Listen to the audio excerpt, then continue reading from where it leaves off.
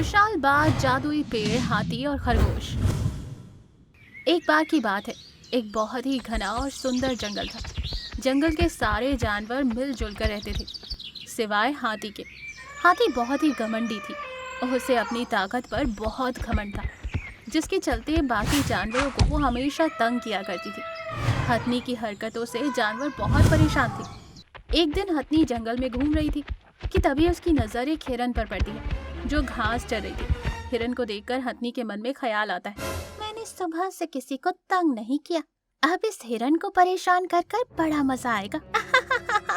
ये सोचकर हथनी चुपके से हिरन के पीछे जाती है और जोर से चिल्लाती है। एकदम से हुई इस आहट से हिरन डर जाती है और घबराकर गिर जाती है। ये देख हथनी को बहुत हंसी आती है। वाह हिरन की बच्ची, तू तो बहुत ही डरपोक निकली। देखो तो सही कैसे डर के मारे कांप रही है। बेचारी हिरन उठ भी नहीं पा रही थी, क्योंकि अचानक डर के मारे गिरने की वजह से उसके पैर में मोच आ गई थी। वो हथनी से कहती है, हथनी मेरी मदद करो, मेरे पैर में मोच आई है, बहुत दर्द हो रहा है, मैं कृपया करके मुझे घर पहुंचा दो। अरे चल हट, मैं तुझ जैसे डरपोक और कमजोर जानवर से सीधे मुंह बात भी ना करूं, मदद करनी तो दूर की बात है। ये कहकर हथनी हिरण को अपनी सूंड से धक्का देकर वहां से चली जाती। बेचारी हिरण दर्द के मारे सिसक सिसक कर रोती रह जाती। कि थोड़ी देर बाद वहां बंदर और खरगोश आते और हिरण की हालत देखकर बंदर कहता है, अरे दोस्त क्या हुआ, तुम घायल कैसे हो गई? हिरण सारी बात बंदर और खरगोश को बताती है। अरे ये हथनी हम जैसे छोटे जानवरों को कीड़े मकोड़े समझती है, पता नहीं कब इसकी अकल ठिकाने आएगी। दिन ब दिन हथनी की हरकतें बढ़ती जा रही थी।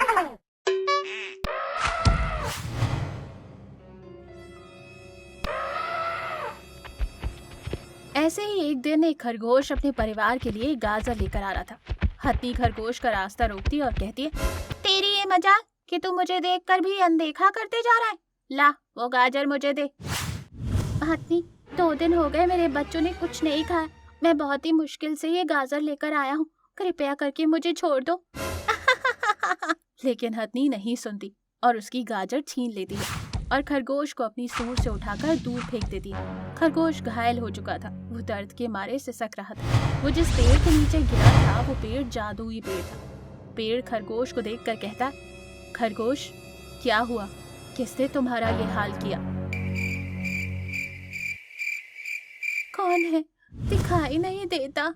डरो मत, मैं एक जादुई पेड़ हूँ, बताओ तुम्हारी कैसे मदद कर सकता हूँ? खरगोश पेड़ को सारी बात बताता है। तुम चिंता मत करो, मैं उस घमंडी हथनी को अपनी जादुई शक्ति से सबक सिखाऊंगा। जादुई पेड़ वहीं कुछ दूर पर गाजर खा रही उस घमंडी हथनी को अपनी जादुई शक्ति से खरगोश में बदल देती। खरगोश में बदली इस हथनी को कुछ समझ में नहीं आता कि उसके साथ क्या हो रहा है। अरे ये क्या हो रहा है, मैं खरगोश कैसे बन गई? ये सच है या सपना? वो आगे बढ़ती है कि अचानक एक विशाल बाज की नजर उस पर पड़ती है और वो विशाल बाज खरगोश में बदली हथनी को पकड़ने के लिए उसका पीछा करता है। ये देख खरगोश वहां से भागने लगता है और बाज उसका पीछा करता है। अरे ये विशाल बाज कहाँ से आ गया? कोई मेरी मदद करो। वो भागते भागते खरगोश की नजर सामने से आ रहे शेर पर पड़ती है। अरे बाप रे, सामने शेर पीछे बाज, अब मैं क्या करूं? काश मुझे मेरा पहला रूप मिल जाता। यूं भागते भागते वो उसी जादुई पेड़ के पास जाकर छुप जाती और अपने आप से कहती, जब मैं ताकतवर थी तो मैंने अपनी ताकत के दम पर ना जाने कितने मासूम जानवरों को परेशान किया, और आज मुझे एहसास हुआ कि मैं कितनी गलत थी। यूं वो उदास हो रही थी और उसकी बातें सुनकर जादुई पेड़ खरगोश को फिर से हाथी में बदल देता है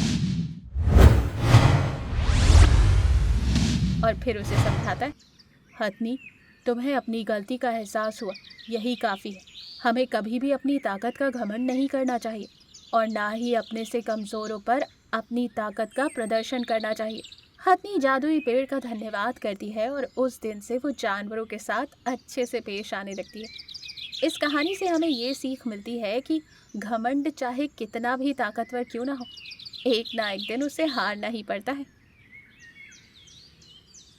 हिरन माँ का बेटा कुत्ता। एक घने जंगल में सोनी नाम की एक गर्भवती कुतिया रहती थी। उसने 4 प्यारे से बच्चे को जन्म दिया था, जिनमें से एक बहुत ही अनोखा था। वो अनोखा इसलिए था कि वो लाल रंग में था। सोनी अपने चारों बच्चों को देखकर बहुत खुश होती है। वो उनका बहुत ही अच्छे से ख्याल रखती थी। वो उन्हें वक्त पर खाना देती थी, उनके साथ खेलती थी। सब कुछ बहुत ही अच्छे से चल रहा था। एक दिन सोनी अपने बच्चों के साथ आँख में चोली खेल रही थी। चारों बच्चे अलग अलग जगहों पर छुपे थे। सोनी का लाल रंग का बच्चा झाड़ियों में जाकर छुपा देता है। इधर सोनी बच्चे को ढूंढ रही थी। कहाँ है मेरे प्यारे बच्चे? कोई दिखाई क्यों नहीं दे रहा? मेरा सोना, मेरा हीरा, मेरा लाल, कहाँ हो तुम? यूं सोनी आवाज देते हुए ढूंढ रही थी कि इधर लाल कुत्ता मन ही मन खुश हो रहा था। माँ, मैं तुम्हारे हाथ नहीं आऊंगा, पकड़ सको तो पकड़ लो। यूं वो मजे ले रहा था कि अचानक से सोनी की जोर से चिल्लाने की आवाज आती है। माँ मुझे बाहर लाने का प्लान बना रही होगी, पर मैं नहीं आने वाला। थोड़ी देर बाद बाकी तीनों बच्चों की आवाज आती है। लाल कुत्ता उनकी आवाजें सुनकर डर जाता है और वो झाड़ियों में से छुपकर देखता है। वो देखता है कि एक खूंखार बाघ उसकी माँ को मारकर खींचते हुए ले जा रहा था। ये देख वो डर के मारे सिसकते रह जाता है। वो ना तो मदद के लिए चिल्ला पा रहा था और ना ही उन झाड़ियों से बाहर आ पा रहा था। ऐसे ही सारा दिन और सारी रात बीत जाती है। अगले दिन सुबह एक हिरन उधर से गुजर रही थी। हिरन झाड़ियों में हुई आहट को देख लेती है। वो झाड़ियों के करीब जाती है। झाड़ियों में छुपा लाल कुत्ते का बच्चा हिरन के आगे आने की आहट सुनकर और भी डर जाता है और वो सोचता है कि वो खूंखार बाघ उसे खाने के लिए उसके करीब आ रहा है और वो डर के मारे जोर जोर से रोने लगता है। हिरन उस बच्चे पर से झाड़ियों को हटाती है। लाल कुत्ता बहुत ही डरा हुआ था। जैसे ही वो हिरन को देखता है वो बेहोश हो जाता है। थोड़ी देर बाद तो वो देखता है कि हिरन उसके सामने खड़ी थी। बेटा डरो मत, मैं तुम्हें कुछ नहीं करूंगी। तुम कौन हो? यहाँ क्या कर रहे हो बेटा? और तुम्हारी माँ कहाँ है? ये सुनकर लाल कुत्ता फूट फूट कर रोने लगता है और सारी आप बीती और सारी बात हिरन को बताता है। ये सुनकर हिरन के आंखों में आंसू आ जाते हैं। वो लाल कुत्ते से कहती है, बेटा रो मत, होनी को कौन टाल सकता है? देखो आज से मैं माँ हूँ तुम्हारी, मैं तुम्हारी देखभाल करूंगी। मैं तुम्हें कभी भी कोई भी कमी महसूस नहीं होने दूंगी। तुम बहुत ही लाल रंग के हो ना, इसीलिए आज से मैं तुम्हें लाली कहकर बुलाऊंगी। चलो बेटा मेरे साथ मेरे घर चलो। ये कहकर हिरन लाली को लेकर अपने घर जाती है। हिरन के भी 2 बच्चे थे जो घर पर अपनी माँ का इंतजार कर रहे थे। जैसे ही वो लाली को देखते हैं वो अपनी माँ से कहते हैं, माँ ये कौन है? यहाँ क्यों आया है माँ? बेटा इसका नाम लाली है। ये आज से हमारे साथ यही रहेगा।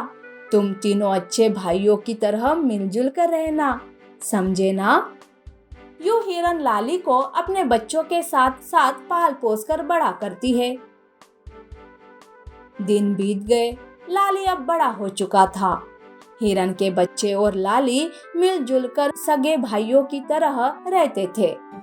एक दिन हिरन के बच्चे और लाली जंगल में घूम रहे थे कि तभी लाली की नजर बाघ पर पड़ती है, जिसने उसकी माँ और भाइयों को मार डाला था। बाघ को देखते ही लाली हिरन के बच्चों से कहता है, अरे भागो भागो, देखो बाघ हमारी ओर ही आ रहा है। ये कहकर लाली और हिरन के बच्चे वहां से भागने लगते हैं। बाघ भी उनके पीछे पड़ा था। लाली भागते भागते एक गुफा में चला जाता है। गुफा में एक बूढ़ा भालू बैठा था। तब लाली भालू से कहता है, भालू चाचा, मेरी मदद करो, वो बाघ मेरे भाइयों को मार डालेगा।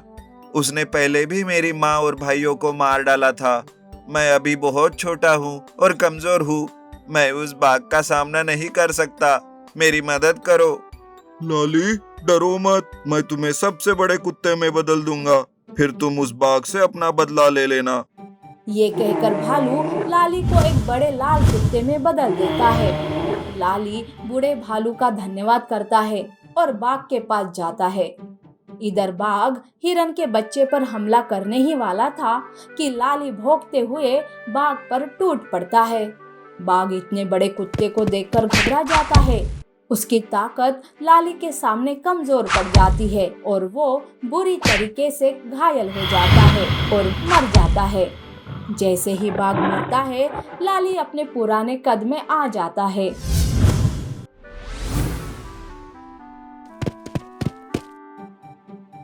और फिर से अपनी माँ हिरन और उसके बच्चों के साथ खुशी खुशी जीवन गुजारने लगता है।